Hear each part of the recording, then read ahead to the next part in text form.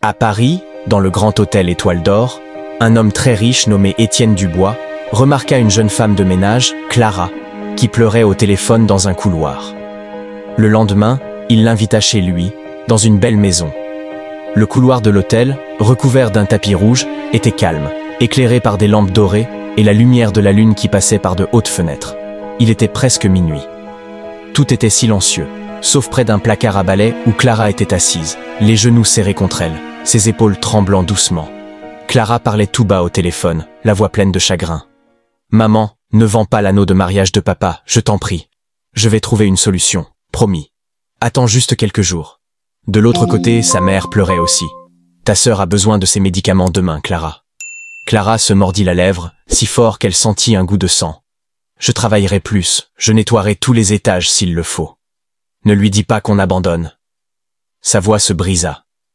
À ce moment, une porte s'ouvrit doucement. Étienne, en costume noir élégant, sortit d'une chambre, occupé à regarder son téléphone. Il était le patron d'une grande entreprise, habitué à prendre des décisions importantes.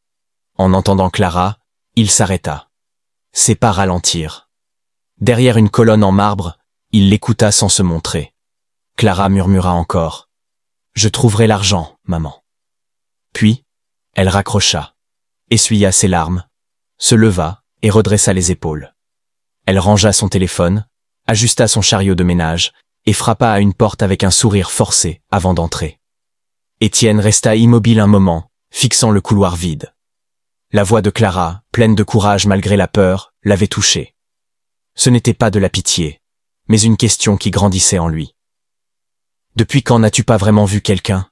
Cette nuit-là, dans sa chambre d'hôtel, il ne but pas de vin, mais un verre d'eau, et regarda Paris scintiller par la fenêtre.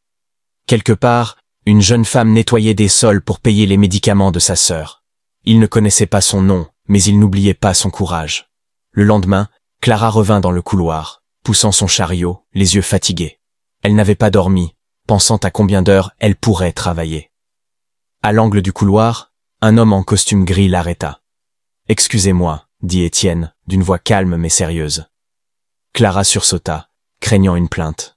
« Je ne suis pas un client mécontent. J'étais dans la chambre là-bas hier soir. J'ai entendu votre conversation. » Clara rougit. « Je suis désolé, je n'aurais pas dû. » Étienne leva une main doucement. « Ne vous excusez pas. » Elle se tut, surprise. Il sortit une carte noire avec son nom en argent, Étienne Dubois, et une adresse au dos. « Si vous voulez autre chose, venez ce soir à 19h, dit-il. « C'est quoi ?» demanda Clara méfiante. « Un travail, pas de la charité, répondit-il. Elle baissa les yeux sur la carte, ses mains tremblaient, mais pas de peur. « Pourquoi moi ?» Étienne la regarda. « Parce que la plupart des gens s'effondrent en pleurant. Vous, vous avez pleuré. Puis vous avez continué. » Il hocha la tête et partit, comme s'il concluait une affaire. Mais au fond, quelque chose en lui changeait. Clara, pour la première fois depuis longtemps, se sentit vue, pas comme une employée, mais comme une personne. L'adresse menait à un quartier calme de Paris, loin des klaxons, où les arbres murmuraient sous la brise du soir. Clara se tenait devant une grille en fer forgé couverte de lierre, serrant la carte comme un trésor. Elle avait troqué son uniforme contre une blouse simple, un jean propre et des chaussures un peu trop grandes. Ses cheveux étaient tressés. Elle voulait fuir, craignant un piège ou une blague. Mais une petite voix en elle la retint. Un bourdonnement répondit lorsqu'elle appuya sur l'interphone. Une voix douce dit « Mademoiselle Clara, entrez, Monsieur Dubois vous attend. » La grille s'ouvrit. La maison n'était pas un palais, mais une vieille demeure avec des volets en bois et une grande terrasse. Les lumières brillaient, chaleureuses. Une femme d'une 50aine d'années, Louise, l'accueillit avec un sourire. « Je gère la maison. Venez, je vous montre où attendre. » Clara entra dans un couloir qui sentait le bois et les livres anciens. Elle passa devant un salon cosy, une salle à manger avec des disques vinyles, une cuisine éclairée. Tout semblait aimé, confortable. Louise la conduisit dans une véranda avec 2 fauteuils, une théière et un silence apaisant. « Il arrive bientôt, » dit Louise avant de partir. 10 minutes plus tard, Clara allait partir quand Étienne entra. Pas en costume, mais en jean et pull bleu. Il semblait plus simple, plus humain. « Merci d'être venu, dit-il. Clara se leva. Je n'étais pas sûre de venir. Elle attendait qu'il explique pourquoi elle était là, pourquoi il l'avait remarqué. Mais il versa du thé et s'assit. Je veux vous offrir un travail. Ce n'est pas de la charité, c'est payé, temporaire. Quel genre de travail? Demanda-t-elle. Il la regarda. Vous vivrez ici. Vous aiderez Louise, rangerez des archives, lirez des documents, des lettres. Je numérise les affaires de mon père. C'est ennuyeux, mais il faut quelqu'un qui remarque les détails. Vous l'êtes, je l'ai vu hier. Clara fixa son thé. Pourquoi moi? Je ne sais pas encore, dit-il honnêtement, mais je le découvrirai. Elle hésita. J'ai mon travail à l'hôtel. J'ai parlé à votre patron. Il vous libère, si vous acceptez. Clara fronça les sourcils. C'est très organisé. Je ne fais rien à moitié, dit-il gentiment. Un long silence suivit, puis Clara demanda. Et après ce travail? Étienne haussa les épaules. On verra. Je ne planifie pas tout. Elle le fixa, cherchant à le comprendre. Il ne semblait ni amusé ni apitoyé, juste intéressé. J'ai besoin d'argent pour les soins de ma sœur. Vous serez payé chaque semaine, avec une assurance santé. Pas de caméra, pas de secret, juste une règle, ne vous excusez pas. Ni d'être ici, ni d'avoir besoin d'aide, ni de survivre. Ses yeux brillèrent, mais elle retint ses larmes. Je vais essayer, murmura-t-elle. C'est assez, dit-il. Il se leva, tendit la main. Elle la serra. Sa poignée était ferme, pas froide, juste solide. Pour la première fois depuis longtemps, Clara sentit un début d'espoir. Louise lui montra une chambre simple, un lit avec une couverture crème, un bureau près de la fenêtre, un lys dans un vase. Une note disait « Draps frais, frappez 2 fois au mur de la cuisine si besoin ». Clara rangea ses affaires, plia son uniforme, incertaine de le porter à nouveau. Le lendemain, avant l'aube, Louise l'accueillit avec du café et une liste, petit déjeuner à 7 heures, Étienne prend du thé, pain légèrement grillé. Tu ne sers pas, tu organises. Clara nota tout dans un carnet. À 8 heures, la maison vivait. Elle pliait des serviettes, polissait des surfaces déjà propres, par habitude, pour prouver qu'elle méritait sa place. À midi, elle entra dans une pièce avec des boîtes et des livres anciens. Lettres 1971 à 1985. Archives de campagne. Elle lisait une affiche jaunie quand Étienne arriva. Trouver quelque chose? Elle sursauta. Je ne voulais pas fouiller. Il haussa les épaules. La porte était ouverte. Elle regarda les boîtes. Tant de papiers. Mon père gardait tout. Discours, reçus, lettres jamais envoyées. Il disait que l'histoire se cachait dans les détails. Il lui tendit un dossier. Celui-ci est pour toi. Trie-le, lis-le. Elle leva les yeux. C'est privé? Juste personnel? Des gens qu'il admirait, qu'il n'a pas pardonné, ou qu'il aimait sans le dire. Elle hésita. Et vous voulez que je les lise? Je pense que tu les comprendras mieux que moi. Les jours suivants, Clara trouva un rythme. Matin avec Louise. Après-midi à trier des lettres, parfois émue aux larmes. Le soir, elle marchait dans les couloirs, pensant à tout. Étienne apparaissait parfois, dans le jardin, la bibliothèque, ou en passant. Il ne surveillait pas, il voyait. D'autres vivaient là, le frère de Louise, un ancien soldat qui peignait sur la terrasse, Camille, une ancienne infirmière, cuisinait 2 fois par semaine. Aucun n'était employé, aucun n'était invité. Tous semblaient avoir une seconde chance. Un jour dans le jardin, Clara dit « Je ne pensais pas que vous jardiniez ». Étienne leva les yeux. « Ce n'est pas mon truc, mais ce sont mes plantes. Si l'une meurt, je veux le savoir. » Elle sourit.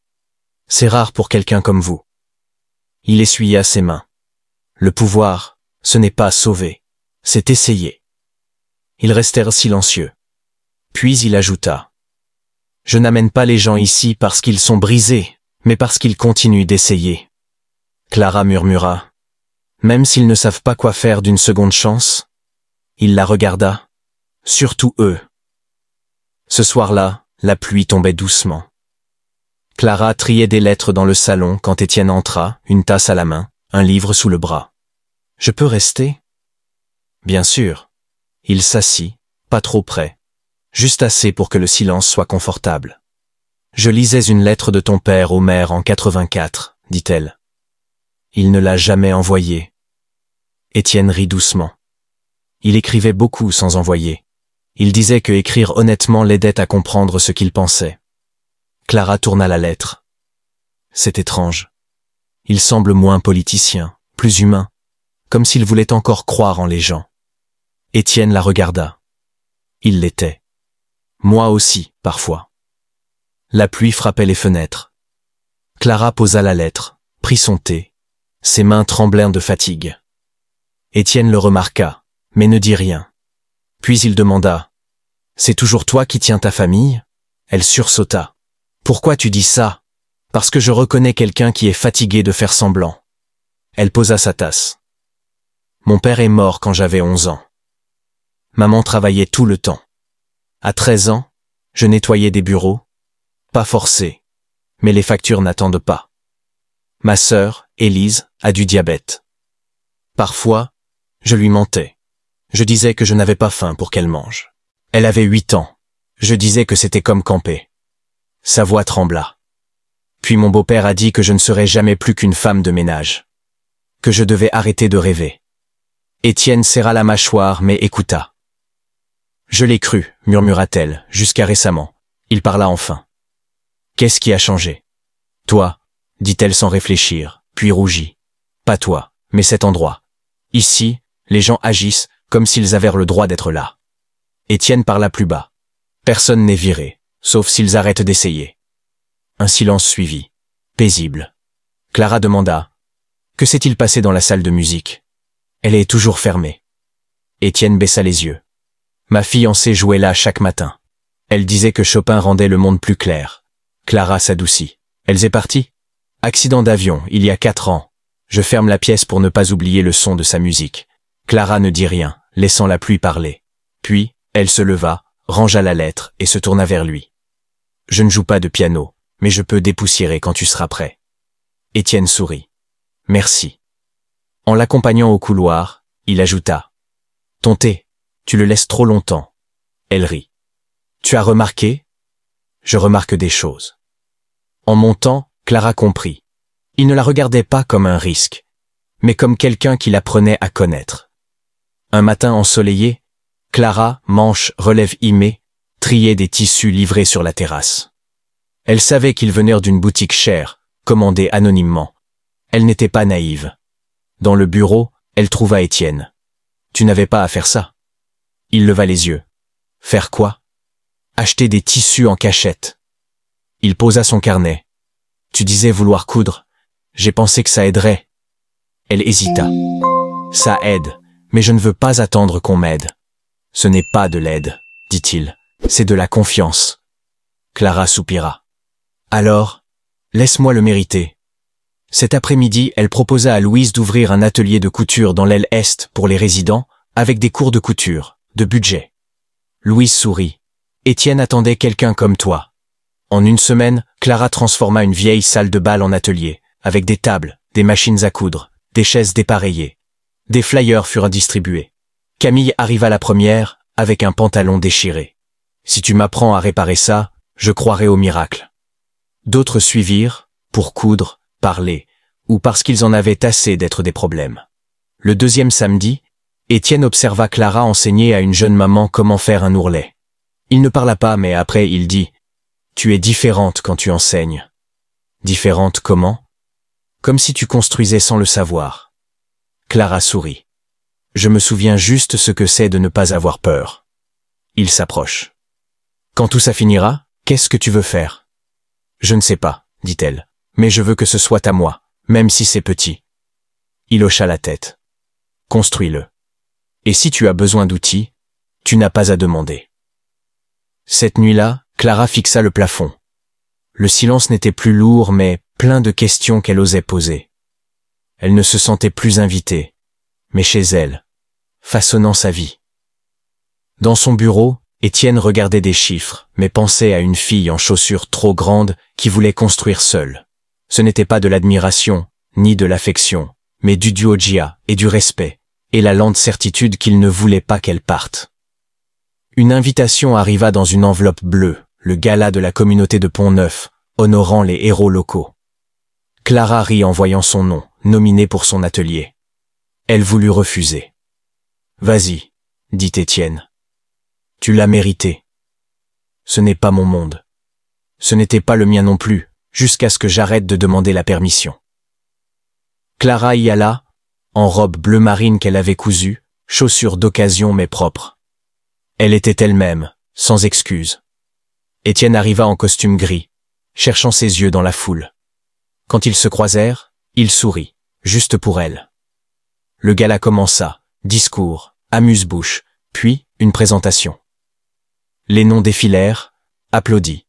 Puis une photo apparut, Clara, 3 ans plus tôt, devant un tribunal, en uniforme, près d'un avocat et de son beau-père furieux.